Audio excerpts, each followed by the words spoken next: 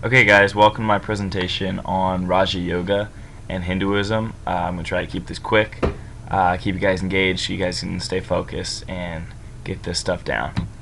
Raja Yoga is described as a way to God through the psychophysical exercises. Smith says it's geared towards people who are more of the scientific bent. Raja Yoga, so it's called Raja Yoga because Raja translates literally as king or royal, because Raja Yoga is the king or the highest of all the Hindu yogas. There are 4 Hindu yogas, and Raja Yoga is the most difficult to complete. Raja Yoga is also referred to as Astanga Yoga, which means 8-limbed yoga, because there are 8 aspects to the path to which one must attend.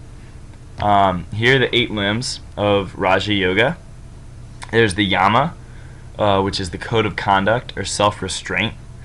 The niyama, which is religious observances, commitments to practices such as study and devotion. The asana, which is integration of the mind and body through physical activity. That one's going to be more what we would consider traditional yoga, actually like getting your body involved. It says here through the physical activity, so it's using your body and helping, like using your body to help gear your mind towards God. The pranayama is the regulation of breath leading to integration of the mind and body. So that's going to be doing your standard in and out breathing, using your breathing to help you focus your mind and your body towards God and towards Raja Yoga. There's the pratyahara, which is the abstraction of the senses, the withdrawal of the senses of perception from their objects. There's the dharana, which is concentration or one-pointedness of mind.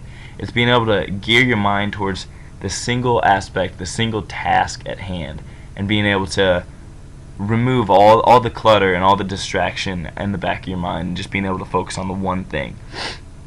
There's the dhyana, which is meditation. It's the quiet activity that's going to lead to the 8th aspect, which is called samadhi. Samadhi is the quiet state of blissful awareness. It's a super conscious state. It's attained when the yogi constantly sees Paramatma in his heart. Now, what is Paramatma? Paramatma translates as the absolute. It is a beyond experience. It's not an out of body experience, but it's almost similar to that. It's experience what is beyond the spirit, your own personal spirit, and maybe having a connection with God and your own spirit. The focus of Raja Yoga, it's concerned with the mind and its fluctuations and how to quiet and master the mind's fluctuations. So again, it's similar to kind of decluttering your mind and being able to focus your mind on the one task at hand, which would be the Raja Yoga. Raja Yoga aims at controlling all thought waves or mental modifications. Again, just being able to focus, taking your mind and gearing it towards the one thing that's required. What it's not simple stretching. You can't buy a how-to Raja Yoga DVD. There's more to it. You know, it's more mental than physical. You can't just do the stretching and say that's Raja Yoga, because there's a lot more to it. Smith says that Raja Yoga can lead us to dazzling heights, and he's not talking about physical heights there. He's talking about the mental heights that Raja Yoga can lead us to.